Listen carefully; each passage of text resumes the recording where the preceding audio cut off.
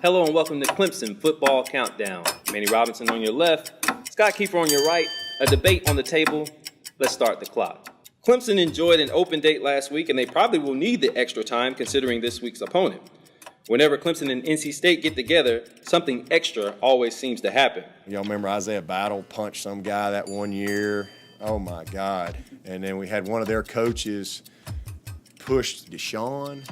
And then, last year, I did want an investigation on the towel stealing. And Dave sent me some Adidas towels back and apologized. And I'm like, well, these are Adidas. These aren't even our towels. So I guess Chubb still got them hung up in his apartment. Towel theft is hilarious in itself. But the last 2 years, at least, the game has been compelling. And it looks like it's headed in that direction again, with NC State rolling into Death Valley undefeated. And Dabo Swinney said they're undefeated for a reason. Now, I would argue that it's not a good reason, considering their run was James Madison, Georgia State, Marshall, Virginia, and Boston College. Who? Yeah, exactly. Not exactly Murderers Row, right? No, not exactly. So considering that, the question is, will the Wolfpack pose a legitimate threat to Clemson Saturday?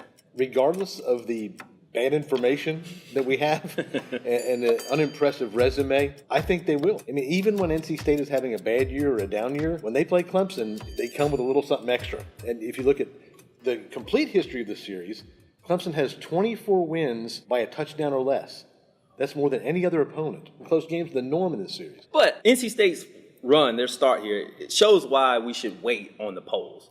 Right. We have no idea. Of course, for legitimate circumstances, didn't play West Virginia because of the hurricane. That would have been a real litmus test there. But this will be their first test, their first real road test. So I'm not sold on the Wolfpack just yet. You know, Manny, it's never too soon to look ahead and think, who could be Clemson's potential opponent in an ACC championship game for a fourth consecutive year? But you look at the Coastal, there's nobody ranked, but they're definitely rank, if you know where I'm coming from.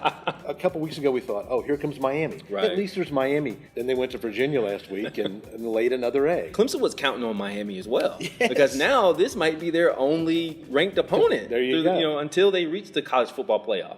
But the Coastal is not the worst come on division now. in the Power Five. There's a worse one? Yeah, I think so. Okay. And now that Marcel is not here anymore, I can pick on his Sun Devils.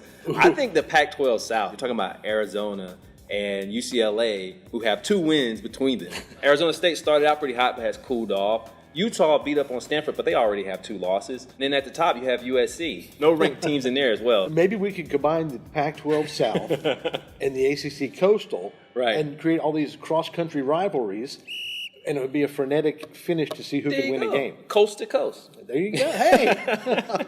All right, we're almost out of time, so let's go 3 and out. NC State's been pretty good against the run, but as we said, everything goes back to the opponents that they faced.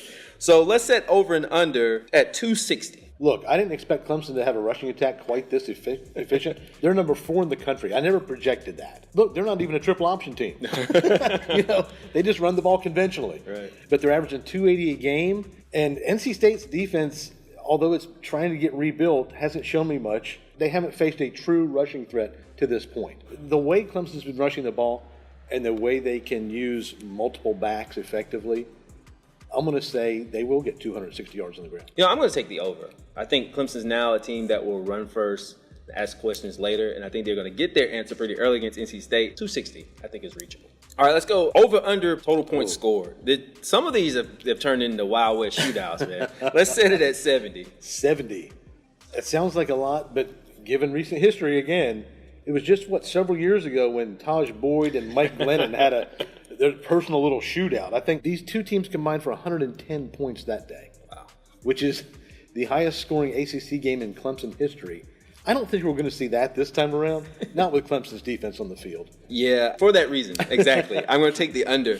But they're going to get really close, and Clemson's going to carry it a little bit, I think. So, yeah, I'll take the under. Finally, let's get your prediction then. It's a dangerous scenario for Clemson. Ryan Finley is the X factor for NC State. I think he's good enough to almost single-handedly keep them in the game because he's so efficient. He gets the ball out quickly. He doesn't throw interceptions. So I think NC State may hang around for a while. But in the end, Clemson's going to just wear them out, 31-17. We saw the last time they faced a legitimate passer, Kellen Mond at Texas A&M. They went, wow, for 400 plus yards. I don't see that happening again, though. So I'm taking Clemson 42-23. I think that's time well spent. Thank you for your time. Catch us next time on Clemson Football Countdown.